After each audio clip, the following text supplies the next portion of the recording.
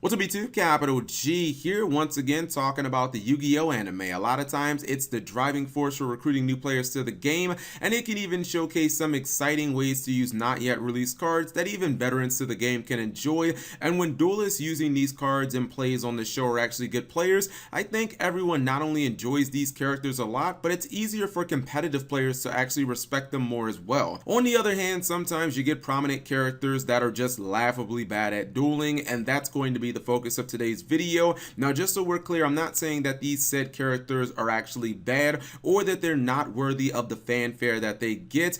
I just think it's important to point out that in a franchise that routinely puts the fate of the world in the hands of some of these duelists, that not only are a few of them completely unqualified for such a responsibility, but some of them are just flat out incompetent when it comes to even the basics of dueling. Especially when in the anime, dueling is taken so seriously that it's nationally televised, has multiple official sports leagues, and even is a certified collegiate field of study. I have a PhD in dueling. I've earned the title doctor, thank you. I'd also like to issue a major spoiler warning because we are talking about the anime in this video, and I'd also like to note that I've omitted Yuma from Yu-Gi-Oh! Zexal because even though he's almost clueless without Astral during the entirety of the World Duel Carnival, Yuma was specifically designed to be a novice who developed into a great player, so it's kind of part of the story for him to be bad at first. That, and he's basically unbeatable during the Barian invasion. So without further ado, welcome to 8 characters from the Yu-Gi-Oh! Anime who were actually terrible duelists.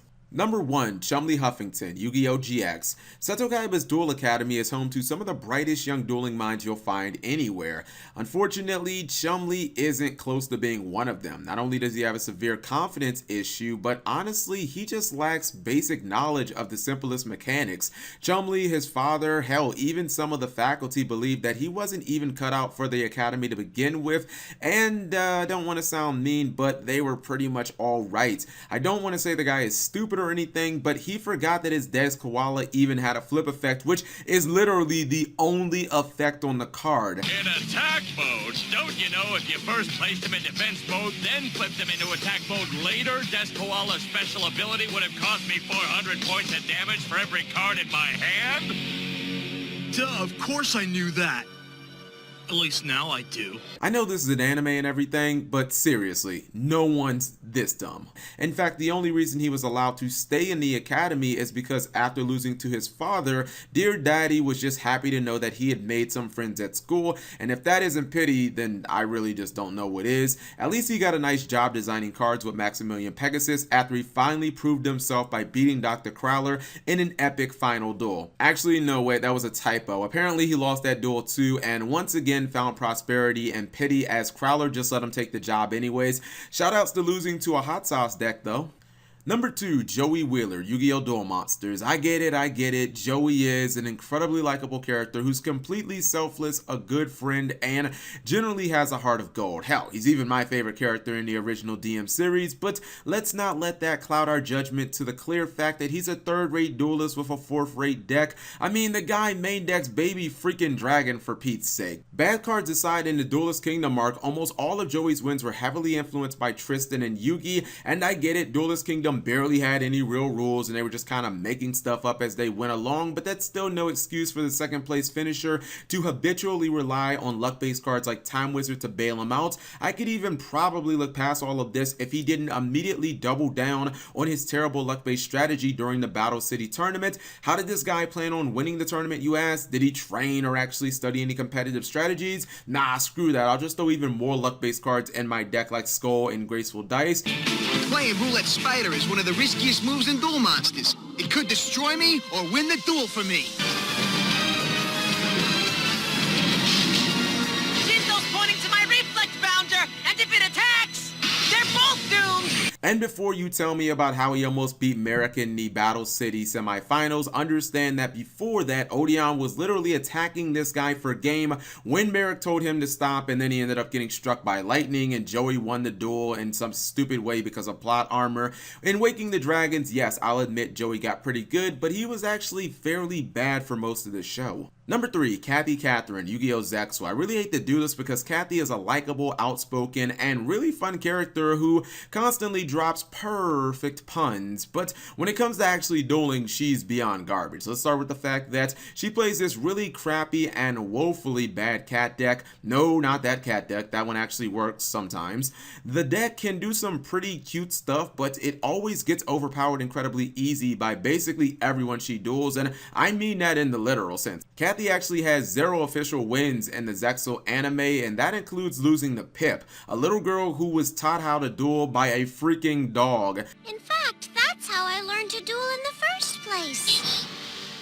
Roscoe and I would practice on the beach all day long. Go! Sumo, take out Cat Magician!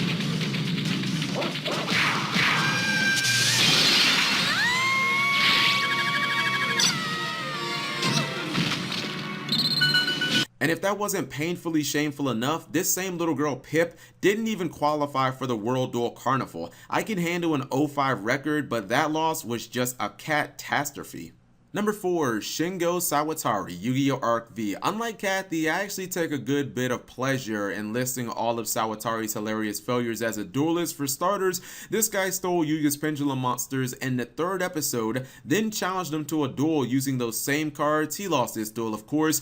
He then switched to Yosenju's, a deck that was actually competitively meta-relevant in real-life Yu-Gi-Oh! At the time. Once again, he immediately lost to Yuya. Finally, he decided 3rd time's a charm when he switched to Abyss Actors and got bounced in the first round of the Friendship Cup by Yu-Gi-Oh! None of these were even close to his worst defeat, however, on the show. That would be his embarrassing loss that he suffered at the hands of Kaito when he and Gungetsuka got OTK'd in the same turn.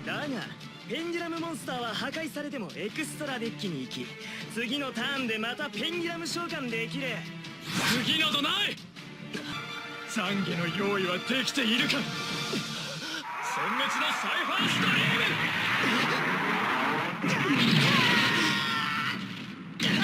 This guy doesn't have a single one-on-one victory in the entire series past episode 7, and they somehow, mind-blowingly enough, made him a fucking Lancer. I also feel it necessary to point out that he lost to Yuto in that same episode, so even when this washed-up, pathetic Chaz wannabe loser wins, he still ends up losing. Number 5, Marik Ishtar, Yu-Gi-Oh! Duel Monsters. We all know that in Yu-Gi-Oh! At the end of the day, no matter how awesome a main villain is, they're always going to lose to the series protagonist at the end because plot armor is a bitch. Easy as that. Marik, however, is one of the cases where plot armor really wasn't even necessary. I don't know if Marik was just that incompetent or maybe Tim was just that damn good, but there's no excuse for this level of ineptitude. This guy walked into the Battle City tournament with 2 of the 3 legendary Egyptian god cards, and what does he do? He immediately loses one of them to Yugi in a duel, which by the way almost ensured Yugi a spot in the top 8, so I guess it worked out for somebody. Now let's look at how he performed in the finals. Okay, he beat Mai, but that was kind of on a technicality after he stupidly let her gain control of the Winged Dragon of Ra. He followed that up with another stupid technicality win against Joey because he passed out from exhaustion when he was going to declare the game-winning attack. なぜだ神の攻撃を城之内の精神力が上回ったとでも言うのか That's right, the founder and leader of the world-renowned Rare Hunters was about to lose to a guy that runs Baby Freaking Dragon in his deck. Marik honestly just beats people because he drags them in the shadow games where he obviously has a clear advantage. Number 6, My Valentine, Yu-Gi-Oh! Duel Monsters. You know you're pretty mediocre when you're 3/4 into a 225 episode anime and your best win is against Rex Raptor? Wait a minute, that can't be right. Let's be real here. Mai's losses to Joey and Panic in Duelist Kingdom are somewhat understandable, but when she outright loses to Taya, for God's sakes, that's borderline unforgivable. 私の負けよ。心が潮時だわ。でも勝負はまだ。ハーピーを失ったら私のデュエルは終わったも同然なのよ。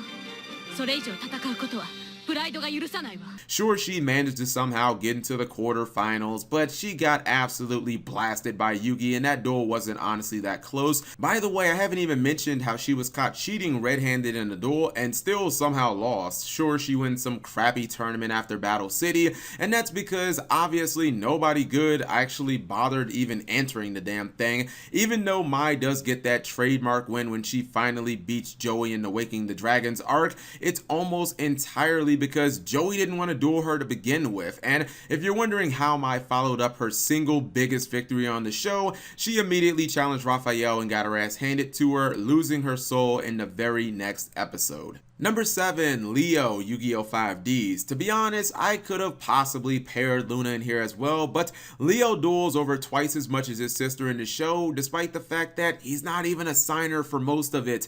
And it's a little troubling that the Crimson Dragon picked him to become a signer later, considering that he has 3 times as many losses as Luna. In fact, the one time where he had a chance to really step up and prove himself as a capable duelist versus D-Vac in the Dark Signers arc, he was completely overwhelmed and almost choked away the duel until Luna had to step in and seal the victory. We're not giving him a W for that.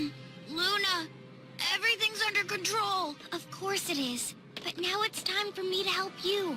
I'm gonna take over your duel, okay? Sure, in the future he eventually becomes a Turbo Duelist champion, but for most of the show he was by far the worst signer in terms of dueling prowess.